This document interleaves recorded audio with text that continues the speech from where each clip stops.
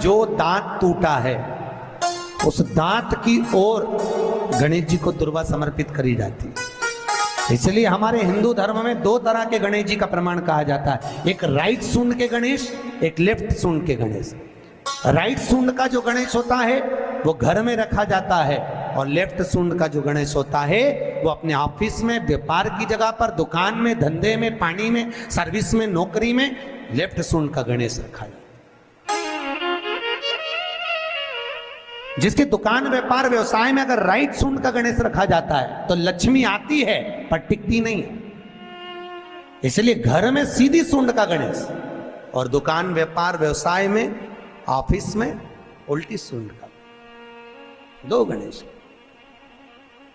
तो इसका मतलब ये थोड़ी ना कि तुम्हारे घर में गणेश जी बैठा तो तुम उठा के बदल लिया, यहां का यहां दिया, यहां का दिया।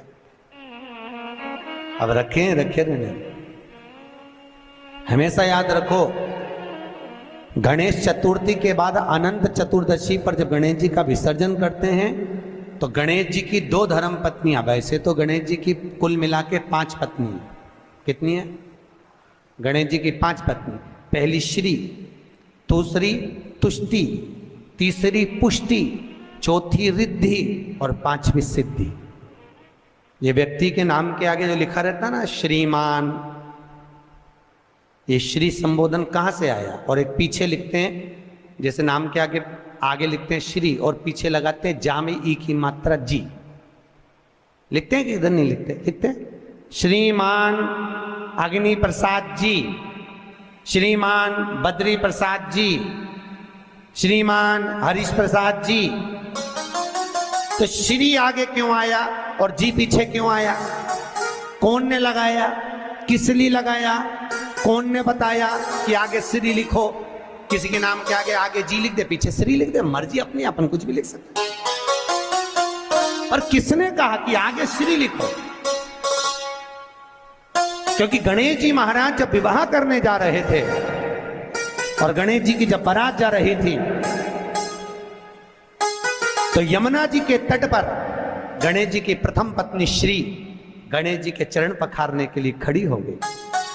और प्रथम गिनती में जब गणेश जी चलने लगे तो श्री ने उनके चरणों को रोक लिया और कहा, प्रभु मैंने आपका आवाहन करा है, मैं आपको अपने पति के रूप में देखती हूँ। भगवान गणेश जी ने कहा, तूने प्रथमता में मुझे पाया है, जिसके नाम के आगे तेरा संबोधन लगा रहेगा वो जगत में प्रसिद्ध होता चले जाएगा। इसलिए श्रीमान लिखा जाता है। अब जी का संबोधन कहां से आया वो भी समझ लीजिए।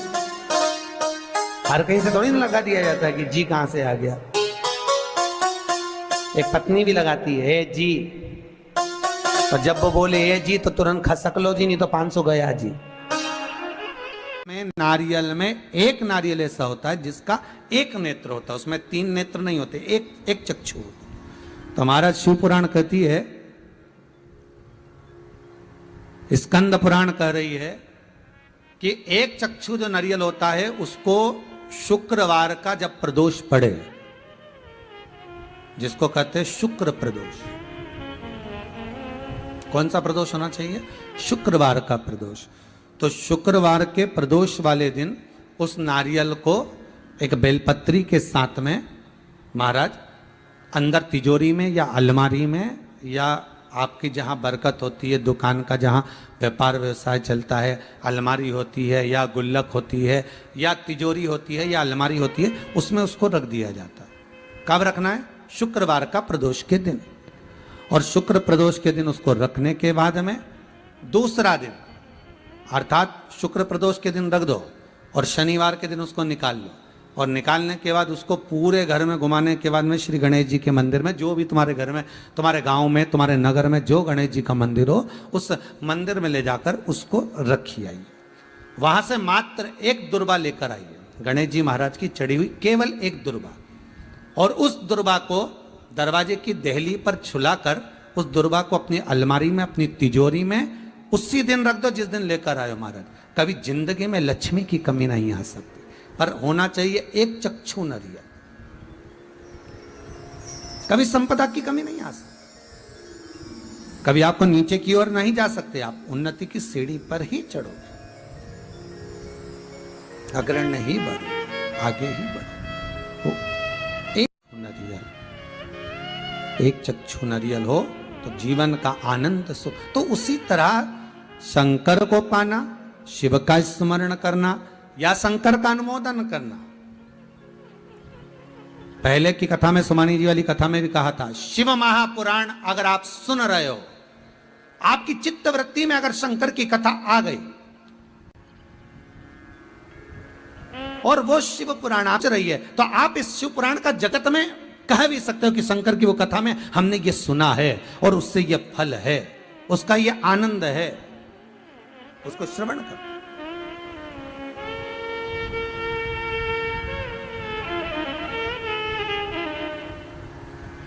उस कथा को जनमानस तक मैं धन्यवाद दूंगा। महाराज नीमच, परतवाड़ा, इंदौर, नांदेड़, महाराष्ट्र, मध्य प्रदेश, गुजरात, ना जाने कहां कहां के भाइयों ने पत्रकारों के माध्यम से, अखबारों के माध्यम से अपने अपने क्षेत्र में इस शिव महापुराण का प्रचार किया और कहा 30 तारीख से शिव महापुराण की कथा आ रही है। और आप सब संपूर्ण, कई लोगों ने मराठी भाषा में भी छापा। मैं निवेदन करूंगा समीर जी से कि वो क्लिपिंग दिखाएं जरा कि अखबारों में कितना सुंदर भाव व्यक्त किया, कितना सुंदर। और इन सारे अखबार वालों को और जितने मीडिया वाले, इन सबको साधुवादता है मेरी, बहुत बहुत धन्यवाद, बहुत बहुत साधुवाद। महाराज अपने अपने क्षेत्र में कथा सुनो, श्रवण करो और अपने जीवन में उतारो, श्रवण करो और अपने जीवन में आनंद पाइए। महाराज एक चक्षु नरियल हो और वो एक चक्षु नरियल जिसके एक नेत्र हो, और वो नरियल अगर शुक्रवार की प्रदोष हो और प्रदोष काल में उसको अलमारी में, तिजोरी में रखा जाए बेलपत्र के साथ, और उसी श्रीफल को दूसरे दिन गणेश जी के मंदिर में संपूर्ण घर में व्यापार में घुमाकर रखा जाए, मां से मात्र एक दुर्वा लाकर रखी जाए, कभी संपदा की कमी नहीं आ सकती। ये उसी तरह जैसे किसी व्यक्ति को रोग हो गया और बहुत रोग होने के बाद दवाई चल रही है, औषधि चल रही है, पर रोग समाप्त नहीं हो रहा, तो ये एक चक्षु जो नरियल होता है, इस एक चक्षु नरियल की जो जटा होती है, इस जटा को निकालकर इसको जलाकर इसकी राख तैयार कर इसकी भस्म बनाकर शंकर भगवान पर भौम प्रदोष के दिन, सोमवार की प्रदोष पड़ने वाले दिन अगर शिव जी के शिवलिंग का लेपन करा जाता है, तो कहते हैं उस लेपन का थोड़ा सा भाग, थोड़ी सी भस्म लाकर बीमार व्यक्ति के हृदय पर लगा दी जाती है, तो वो रोग से मुक्त होता है, उसको रोग नहीं घेरता। इस एक चक्षु नरियल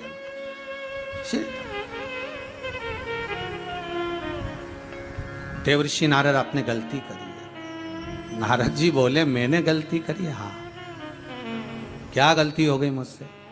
गलती नारद जी आपने ये करी कि पहले तो शंकर की निंदा कर दी। ओहो, देवऋषि नारद बोले इसीलिए आपने मेरा सम्मान नहीं करा। भगवान विष्णु बोले ऐसा तो हो नहीं सकता कि मैंने सम्मान नहीं करा, सम्मान तो करा, पर अहंकार इतना समाया हुआ था, अभिमान इतना समाया हुआ था कि सम्मान आपको सहन नहीं हुआ।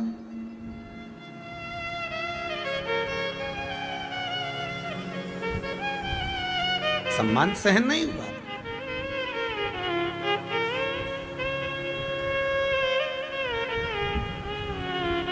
नारद भगवान को पाने का सबसे सुंदर तरीका है कलयुग केवल नाम आधारा, सुमर सुमर नर उतरहि। पर भगवान को पाने का सबसे सुंदर तरीका है भगवत नाम का स्मरण, भगवान की चर्चा, भगवान का भजन, भगवान का कीर्तन, भगवत स्मरण में डूबे।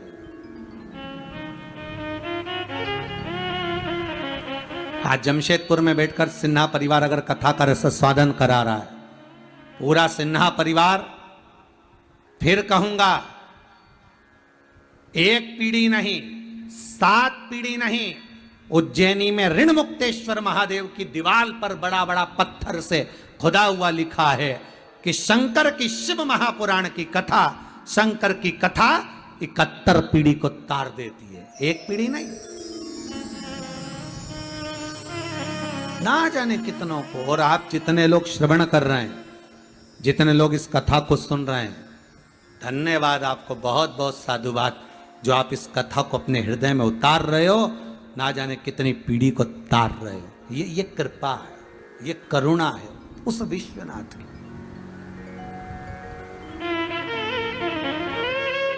करुणा उस। नारद तुमने गलती तो करी है। नारद बोले इसीलिए शायद आपने मेरा सम्मान नहीं करा। भगवान बोले मैंने तो सम्मान दिया था, पर अहंकार इतना बड़ा था कि सम्मान दिखे कहां। भक्ति हो तो भगवान दिखे।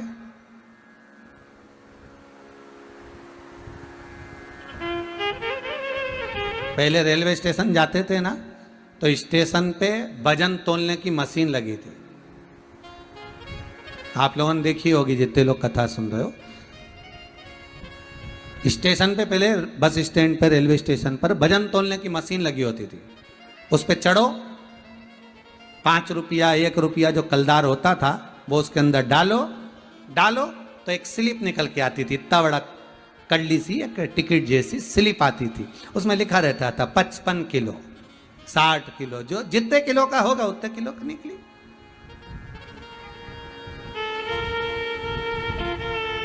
पर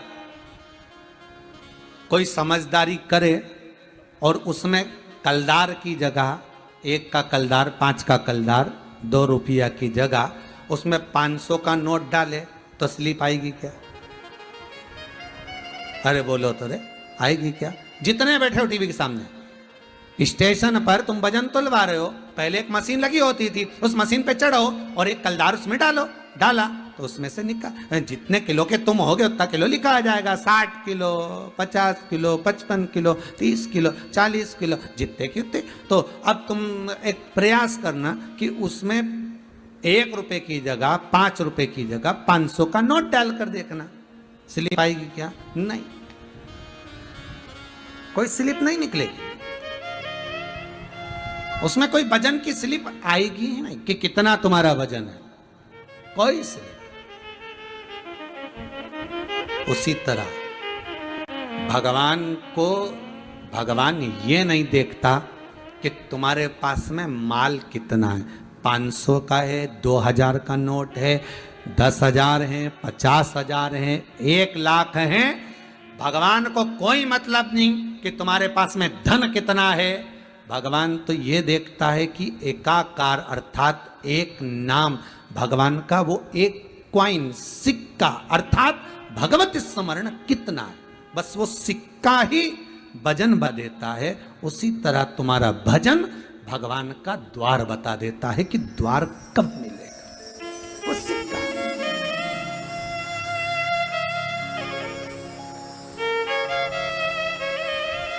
मात्र एक सिक्का वो दिखा देता।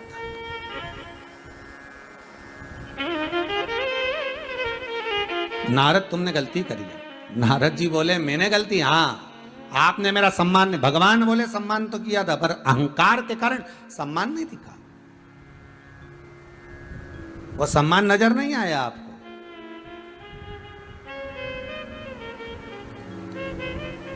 ओहो प्रभु, मैंने आपको श्राप दे दिया, आप मनुष्य बनकर इस मृत्यु लोक में आओगे और आपको भी स्त्री के लिए अर्थात अपनी पत्नी के लिए रोना पड़ेगा। भगवान कह रहे हैं देव ऋषि नारद, ये तो सब कर्मों का भोग है जिसको भोगना पड़ेगा, जिसको भोगना है।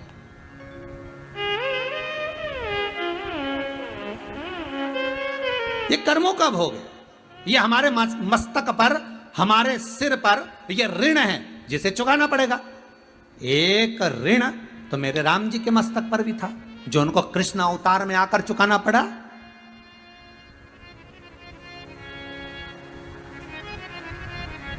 एक ऋण तो मेरे राम जी के मस्तक पर भी रह गया था। कब? जब वन जाते समय माता जानकी को प्यास लगने लगी, सीता जी बिलखने लगी, मां जानकी के मुख से निकल गया, प्रभु बहुत प्यास लगी। मुझे बहुत प्यास लग रही है प्रभु। राम जी बोले जलाशय तो कोई पास में दिख नहीं रहा, मेरे नजदीक में कोई पानी का केंद्र, कोई पानी का स्थान, कोई तालाब, कोई सरोवर, कोई कुंड, कोई झरना नजर नहीं आ रहा। आज सीता जी बोली प्रभु आपको हाँ चलना चाहिए ना, तो जहां पानी हो ना उसके पास पास से चलना चाहिए, कम से कम पीने को तो मिल जाए। पानी नहीं मिल रहा, तड़प रही थी। वहीं पर एक मोर नाच रहा था, मोर नाच रहा है।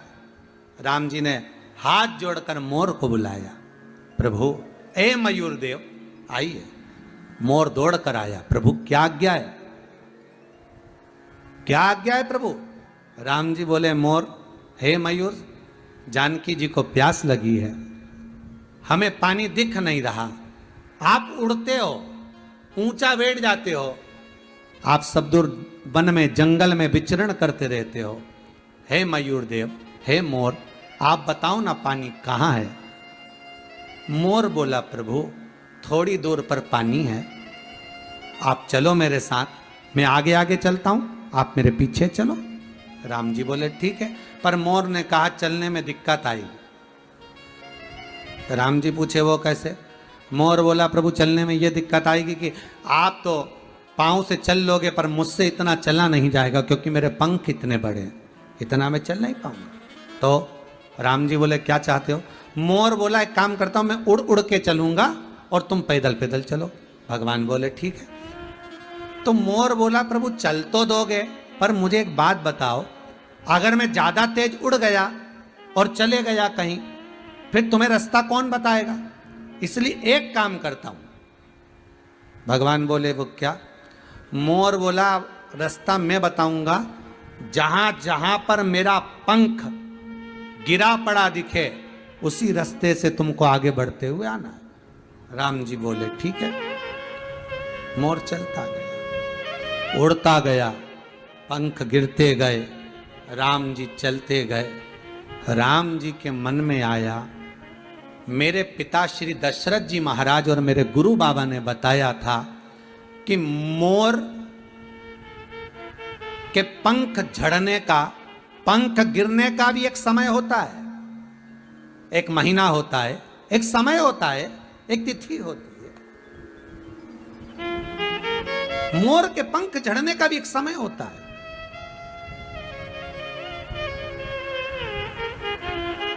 और यदि मोर अपने पूरे पंख उस समय में ना झड़ाए और उसके पहले अगर झड़ा देता है तो मोर मर जाता है। राम जी को लगा ये मोर मुझे रास्ता दिखाने के लिए अपने पंख गिराता गिराता गिराता गिराता जा रहा है, और सरोवर के नजदीक मोर पहुंचा, तन पर एक पंख नहीं था मोर के। और मोर, सीता जी ने पानी पिया, मोर के पास आई। राम जी ने देखा मोर के प्राण छूट रहे हैं। राम जी ने कहा मयूर तुम्हारे पंख तो एक समय पर झड़ते हैं, तुमने पूरे झड़ा दिए, अब तो तुम मर जाओगे। मोर कहता है प्रभु क्या हुआ, पर पानी तो पिला दिया। प्रभु अगर पंख झड़े तो झड़ जाए, पर मैंने आपको पानी तो पिला दिया ना, आप भूखे तो नहीं हो। और परमात्मा को अगर मैं पानी नहीं पिलाता, मां जगत जननी को अगर पानी नहीं पिलाता, तो मेरा जीवन बेकार था प्रभु। मोर अपने प्राणों को त्याग रहा है। राम जी कहते हैं मोर चिंता मत करना, तेरा कर्ज अदा करने के लिए ये राम एक अवतार और लेगा, कृष्ण अवतार लूंगा, और जैसे तूने मोर पंख मेरे चरणों में पटका है, रास्ता दिखाने के लिए उस मोर पंख को मैं मस्तक पर लूंगा। केवल तेरे कर्जे को चुकाने के लिए राम आएगा, केवल तेरा कर्जा चुकाने के लिए राम को एक कृष्ण अवतार लेना है। ऋण चुकाने के लिए मैं अवतरित होऊंगा। अरे रावण तो बहाना था साहब राम जी को आने का, रावण तो बहाना है। मेरे राम चाहते तो रावण को कब का मार देते, मेरे शंकर चाहते तो रावण कब मर जाता, ब्रह्मा जी चाहते तो रावण मर जाता। रावण को मरने में देरी नहीं लगती, पर राम को आने का सबसे बड़ा कारण था कि कर्जा चुकाना था। उधर शबरी अम्बा रोज बुआरी काटती थी, शबरी अम्बा रोज झाड़ू लगाती थी, रंगोली डालती थी, सेज बिछाती थी। तो राम को तो आना पड़ेगा क्योंकि शबरी के लिए, और शबरी के लिए आने से पहले राम को आना पड़ेगा, मेरे कृष्ण को आना पड़ेगा। उसके आने का एक कारण है। हर अवतार का कोई कारण होता है। कोई कहे कि कंस को मारने के लिए भगवान कृष्ण प्रकट हुए, नहीं नहीं नहीं। भगवान कृष्ण को अगर प्रकट होना था, कर्ज चुकाने के लिए प्रकट हो गए कि यह मोर पंख मुझे मस्तक पर धारण करना है, ये मोर पंख मुझे लेना,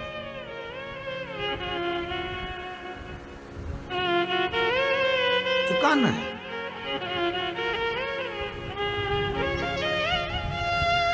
लेकर जाना तो चुकाना है। मेरे जल पिया है, तूने मार्ग दिया, कृष्ण अवतार लूंगा, द्वापर में आऊंगा, तेरा साथ निभाऊंगा, चिंता ना करना। तेरे पंख झड़ गए, दुख है, कृष्ण अवतार में मैं खुद मोर नृत्य करूंगा। करा, मोर कुटी पर जाकर मेरे भगवान कृष्ण ने मोर नृत्य करा। तो भगवान विष्णु क्या गलत कर रहे हैं देवर्षि नारद को?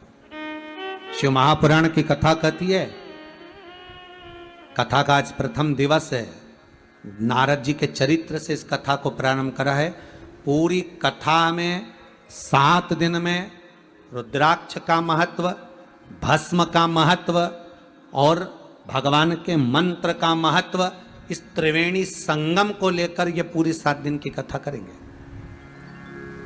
एक एक भस्म का चरित्र स्मरण करेंगे कि कौन सी भस्म शंकर को कब चढ़ाना चाहिए और उसको कहां लगाना चाहिए। अगर घर में रोग आ गया तो भस्म कौन सी लगाना है, बुखार ज्यादा आ गया तो भस्म कौन सी समर्पित करें, लीवर किडनी गड़बड़ हो गया कौन सी भस्म शिव जी को चढ़ाई जाए, उस भस्म को कैसे लिया जाए, कैसे धारण किया जाए। कैंसर जैसा रोग भी हो गया तो भस्म शंकर को कैसे चढ़ाकर उस स्थान पर लगाई जाए जहां पर कैंसर हुआ है। उस भस्म का, किसी गठान हो गई शरीर में, वो गठान को गलाने के लिए भस्म कैसी शिव को समर्पित करना चाहिए, वो कौन सी भस्म शंकर को चढ़ाई जाए और गठान पर लगाई जाए कि गठान गल जाए, समाप्त तो हो जाए बिना औषधि के। शिव महापुराण में एक एक वर्णन, स्कंद पुराण में, लिंग पुराण में, नर्मदा पुराण में एक एक वर्णन आता है। पूरी कथा में ये जो सिन्हा परिवार जमशेदपुर से जो कथा करा रहा है, इसमें पूर्ण तरह से ये त्रिवेणी संगम को लेकर चलेंगे। रुद्राक्ष, भस्म और प्रभु का मंत्र जाप, स्मरण, समझे उसको। इसलिए आज कथा में पहले दिन तो हमने रुद्राक्ष का थोड़ा सा महत्व, थोड़ा सा भस्म का महत्व, कि नारियल की जटा, एक चक्षु नारियल की जटा की उस भस्म का क्या फल है, थोड़ा सा।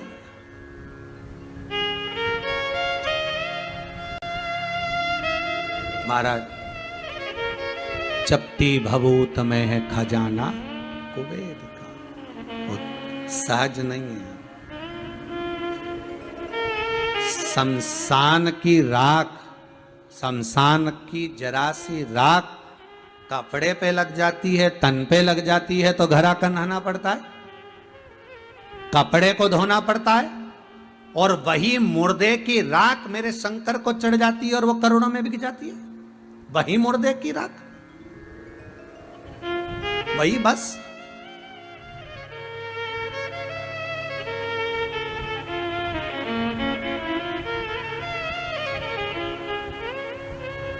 वो साधारण नहीं, वो सरल नहीं महाराज।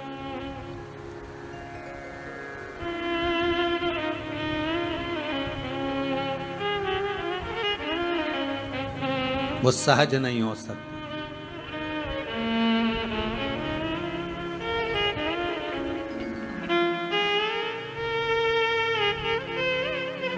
उसको पहचाने, उसको जाने। कि मान लो अगर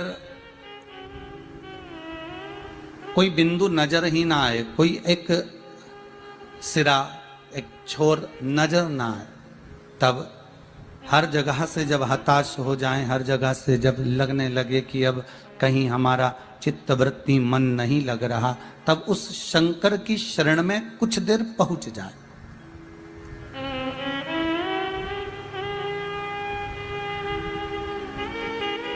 तब उस शिव की शरण में कुछ देर के लिए जाकर बैठ जाए। और जब आप शंकर की शरण में जाकर बैठेंगे तो जीवन का एक आनंद अपने आप ही प्राप्त हो जाए। ओगड़ी है वो, और उसकी ओगड़ीता का ध्यान ये रखिएगा कि कब किसको कहां क्या प्रदान कर दे, ये वही जान सकता। उसके सिवा कोई दूसरा नहीं जान सकता, ये वही जानेगा। होता है, एक बार माता पार्वती जी ने भगवान शंकर से कहा, प्रभु ये संसार सागर बड़ा विचित्र है। तो शिव जी ने पूछा, पार्वती आप संसार में रहती हो, आप मृत्यु लोक में रहती हो, आप इस भूमंडल पर रहती हो, और आप ही कह रही हो कि संसार सागर बड़ा विचित्र है? हाँ प्रभु, ये संसार बड़ा विचित्र। और शिव जी ने पूछा वो कैसे? पार्वती जी बोली, प्रभु जिसको दुख मिलता है उसको दुख ही दुख मिलता चले जाता है, और जिसको सुख मिलता है उसको सुख ही सुख मिलता चले जाता है।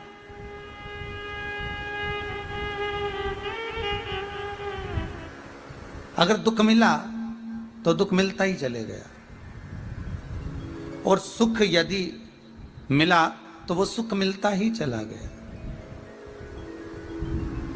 मेरा केवल इतना सा निवेदन है भोलेनाथ शंभु, कि अगर किसी ने मान लो दुख झेल लिया, उसको दुख मिल गया, तो फिर उसको उस दुख से थोड़ा सा तो निजात मिलना चाहिए, थोड़ी तो राह मिलना चाहिए। भगवान बोले, पार्वती एक काम करो, तुम मेरे साथ सबसे पहले तो मृत्यु लोक में चलो। आप मेरे साथ पहले पृथ्वी पर चलो, और इस मृत्यु लोक में जहां अपन कैलाश पर बैठे हुए हैं, तो कैलाश से छूटकर अपने गांव में चलते। पार्वती जी ने पूछा, गांव में जाकर क्या करेंगे? नहीं, पहले आप रूप रखो, और एक जो संसार का मनुष्य जैसा रूप रखता है, संसार का मानव जैसा रहता है, वैसे आप मेरे जैसे बनकर आप मेरे साथ चलो। मैं भी ये जटाजूट बांधकर नहीं जाऊंगा, मैं भी ये जटा पहनकर नहीं जाऊंगा, और मैं भी ये मृगशाला पहनकर या बागंबर पहनकर नहीं जाऊंगा, मैं दिगंबर बनकर भी नहीं जाऊंगा। मैं तो एक संसार का जो मानव होता है वैसा की वैसा ही बनकर आपके साथ में जाऊंगा। आप एक गृहिणी बनना, और आप एक गृहिणी बनकर और मेरे साथ में चलो, और अपन एक गांव में प्रवेश करते हैं, और वहां थोड़े दिन रहकर आपको मालूम पड़ेगा कि दुख मिलता है तो मिलता ही चले जाता है, और सुख मिलता है तो मिलते ही चले जाता है। उसका कारण क्या है? देखिए भाई, कई लोग प्रश्न करते हैं, महाराज जी भगवान ने अगर दुख दे दिया तो अब थोड़ा सुख भी देना चाहिए, और भगवान ने अगर सुख दे दिया है तो कभी कोई व्यक्ति नहीं कहता कि थोड़ा दुख भी मिलना चाहिए। पर यह हमारे कर्मों के अनुसार है। डॉक्टर कभी किसी मरीज को जहर लिखता है क्या? दवाई का लिखता हो कि भाई ये जहर है और आपको खाना है? कभी किसी डॉक्टर ने लिखा किसी मरीज को? जब मरीज परेशान हो गया, हद से ज्यादा परेशान हो गया, दवाई खा खा कर, इंजेक्शन लगा लगा कर, गोलियां ले लेकर, पड़ा पड़ा जब हर तरह से हार गया, तो कभी किसी डॉक्टर ने ये कहा कि अब ये जहर लिख देता हूं और खा लेना? पीछा छुड़ाने के लिए कभी कोई डॉक्टर लिखा हो कि अब ये जहर लिख दिया गया है और आप खा लीजिए? नहीं।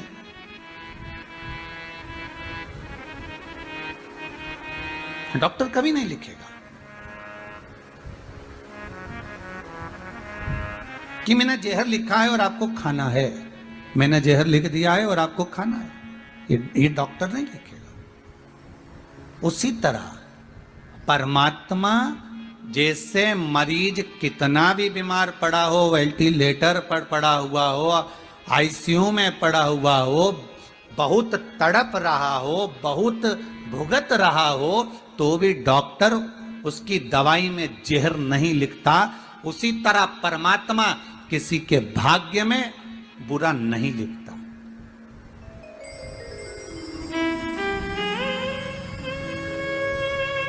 परमात्मा कभी आपके लिए बुरा नहीं लिखेगा। परमात्मा कभी आपके लिए जहर नहीं लिखेगा। ना तो परमात्मा बुरा लिखेगा ना जहर लिखेगा। जैसे डॉक्टर भले कितना भी बीमार है, वेंटिलेटर पर पड़ा है, आईसीयू में पड़ा हुआ है, अंतिम सांसें गिन रहा है, भले वो तड़प रहा है, कुछ भी कर रहा है, पर उसके लिए ये नहीं लिखा जाएगा, डॉक्टर कभी उसके लिए जहर नहीं लिखेगा। उसी तरह हमारा परमात्मा हमारे लिए कभी बुरा नहीं लिखता। हमारा परमात्मा हमारे लिए कभी बुरा सोचता भी नहीं है। बस ये जरूर है कि हमारा कर्म हमको बुरा भोगने के लिए आतुर कर देता है। हमारा कर्म,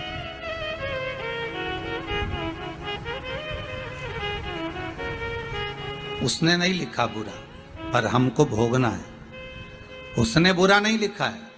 वो दुनिया का सबसे बड़ा डॉक्टर है, देवाधिदेव महादेव। जब अपने ससुर को बकरे का मुख लगा सकते हैं, अपने पुत्र को जब हाथी का चेहरा लगा सकते हैं, संपूर्ण विश्व का कल्याण करने वाला वो देवाधिदेव महादेव, संपूर्ण आनंद देने वाला प्रथम डॉक्टर है। वो पहला, कोई दूसरा नहीं, प्रथम।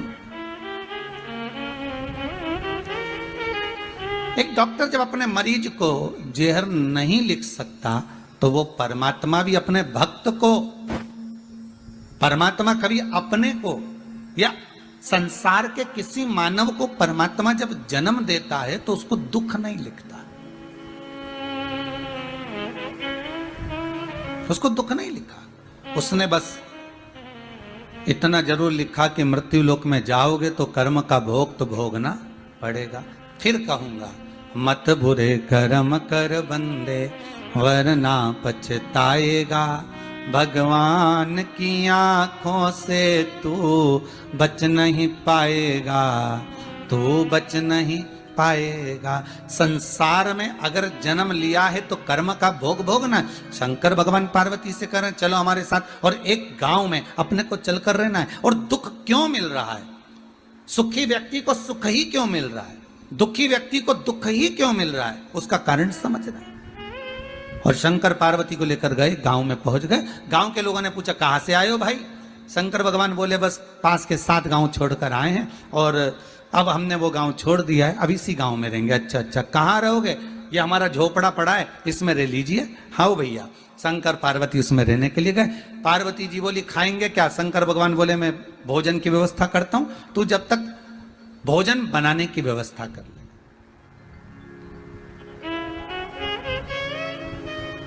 मैं भोजन लेकर आता हूं, तू भोजन बनाने की तैयारी कर। पार्वती जी बोली, ठीक है। और माता पार्वती जब अंदर गई तो अंदर जाकर देखा कि वो चूल्हा जो होता था ना पुराने समय का, मट्टी का चूल्हा, तो पार्वती जी ने कहा, चूल्हा तो है ही नहीं, रोटी काय में बनाएंगे, सब्जी काय में पकाएंगे, भोजन कैसे बनाएंगे? पार्वती जी गई और जाकर उन्होंने कुछ ईंट ढूंढी। ईंटें जो दीवार में चुनाई जाती हैं, वो ईंट ढूंढी गई। अब पार्वती जी बहुत सारी जगह गई पर वो ईंट नहीं मिली। बहुत ढूंढने के बाद पार्वती जी एक झोपड़े के पास गई। वो झोपड़ा झरझर हो रहा था, वो झोपड़ा टूट सा रहा था, बड़ा कमजोर हो चुका था। पार्वती जी ने वहां से एक ईंट उठाई, 2 ईंट उठाई, 3 ईंट उठाई और उठाकर पार्वती जी लेकर आई और आकर उन्होंने चूल्हा बना लिया। शंकर भगवान आए सामग्री लेकर और सूखा सामान लेकर। शंकर भगवान ने आकर कहा, ले पार्वती भोजन बनाओ, तैयारी करो। चूल्हा बनाया। पार्वती कहे, हाँ, ईंटें कहां से लेकर आई हो? पार्वती जी ने कहा, वो एक मकान था ना, वो झरझर हो रहा था। एक मकान जो था ना, वो टूट रहा था। एक मकान बड़ा कमजोर सा हो गया था, वो कुटिया, वो झोपड़ा, वो एकदम जर्जर सा हो गया था। उसकी ईंटें निकल रही थी, तो मैंने सोचा 4-6 ईंट इसी में से निकाल कर ले जाऊं। दूसरे के मकान की ईंट में लेकर आ गई और मैंने चूल्हा बना दिया।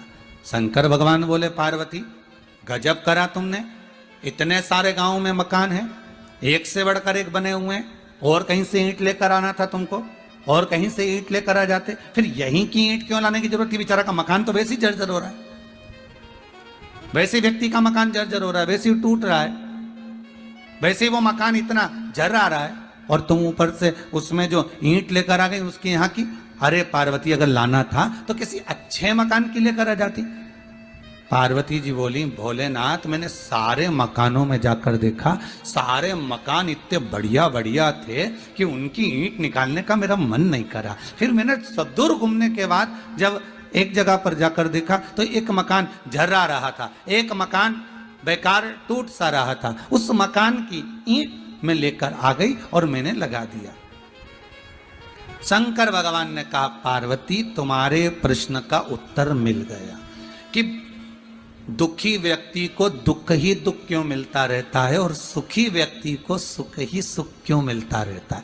जैसे पार्वती तुम अच्छा मकान देखा तो तुम उसकी ईंट निकाल कर नहीं लाई, तुमने अच्छा भवन देखा तो तुमने उसकी ईंट नहीं निकाली, पर जो मकान झरझरा सा हो गया था, जो मकान टूटा सा हो गया था, जो मकान की ईंटें झर रही थी, जिस मकान की ईंटें नीचे गिर रही थी, तुमने वहीं की ईंट निकाली। पार्वती जी शंकर जी कहते हैं बस तुम्हारे प्रश्न का उत्तर यही है, जिसने इस मकान को सवार लिया, जिसने इस मन को सवार लिया, पार्वती जी जिसने इस मन को सुधार लिया, भगवत भजन से, स्मरण से, शिव कथा से, राम कथा से, कृष्ण कथा से, भगवान की भक्ति से, जिसने इस महल को, इस मकान को, इस भवन को संभाल लिया होता है, फिर उसको दुख नहीं मिल पाता है। पर जो मकान झरझरा सा हो जाता है, जिसके भीतर काम, लोभ, आसक्ति, वासना, तृष्णा, ये सब जिसके भीतर बराती चली जाती है, बस उसी की ईंट निकलती चली जाए, बस उसी की ईंट निकल रही है। दुख क्यों मिल रहा है? दुख मिलने का कारण क्या है? क्यों तकलीफें मिलती है? उसका कारण क्या है? हम मृत्यु लोक में जन्म तो ले लिए, हम पृथ्वी पर आ तो गए, पर इस पृथ्वी पर आने के बाद हमारा जो कर्म है, हम उस कर्म से वंचित हैं, हम उस कर्म से वंचित। किसी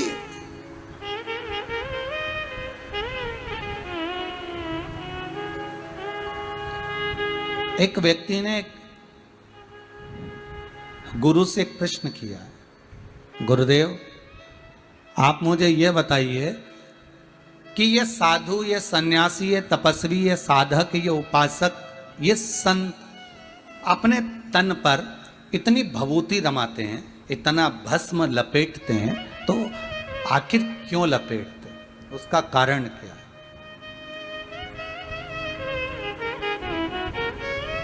उस भस्म को लपेटने का कारण क्या हो सकता है? उस भस्म को शरीर पे लगाने का कारण क्या हो सकता है? शंकर की कथा करे, गुरु कहते हैं, लिंग पुराण कहती है, भगवान का भजन करने वाला, सत्संग करने वाला, सत्संग करने वाला, जो शिव का उपासक होता है, वो अपने तन पर जो भस्म रमाता है, वो केवल ऐसे ही नहीं रमाता। 3.5 करोड़ रोम छिद्र जो ये मनुष्य के शरीर पर हैं, ये 3.5 करोड़ रोम छिद्र ये शंकर के शिवलिंग का ही प्रतिबिंब है।